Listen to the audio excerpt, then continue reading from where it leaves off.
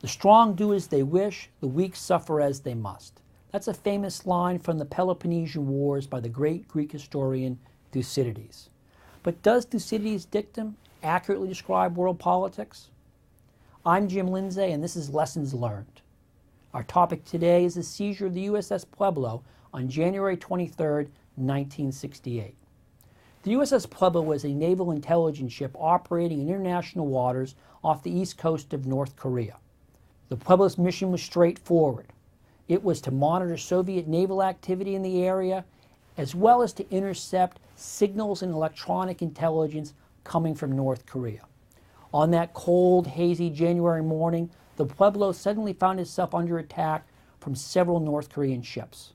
Outnumbered and outgunned, the crew of the Pueblo scrambled to destroy confidential documents, as well as the secret espionage equipment on board to make sure that neither fell into the hands of the North Koreans.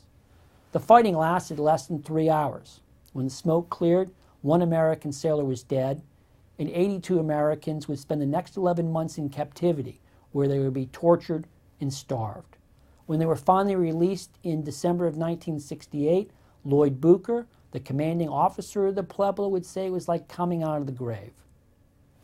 So why didn't Thucydides' dictum of the strong doing as they wish prevail in the case of the USS Pueblo? Why didn't the Johnson administration use America's overwhelming military might either to rescue the crew or to compel Pyongyang to release the Americans immediately? Well, the Johnson administration faced two constraints. The most immediate one was its calculation that any rescue attempt was likely to lead to the death of the sailors. But a bigger constraint and broader concern was that any attempt to move militarily against North Korea would likely provoke another Korean War at a time when the United States was already at war in Vietnam. Indeed, just a week after the seizure of the USS Pueblo would be the Tet Offensive, which would shock the American public, undermine its confidence in the Johnson administration's handling of Vietnam policy, and ultimately persuade President Johnson not to seek re-election that November. Now, the Pueblo incident is hardly atypical in world history. There are plenty of examples of weaker powers getting in their way. The broader lesson here in world politics is that great power does not guarantee great success in foreign policy. The weaker power may have more at stake. The weaker power may be willing to pay a higher price or run greater risks, while the stronger power may judge that what's at stake isn't worth pursuing, or make calculations that the costs of action far outweigh any potential benefits. It's important to keep this lesson in mind as we talk about a number of the issues in world politics today, whether we're thinking of efforts to coerce Iran into abandoning its nuclear program, or we're talking about the likely outcome of the civil war in Syria.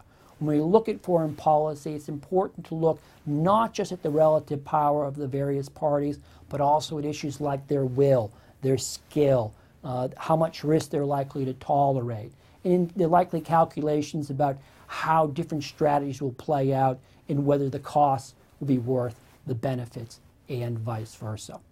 The reason we look at these issues this way is because the past can help inform the present and help us make proper policy choices. As the great writer Robert Penn Warren put it, the past is always a rebuke to the present.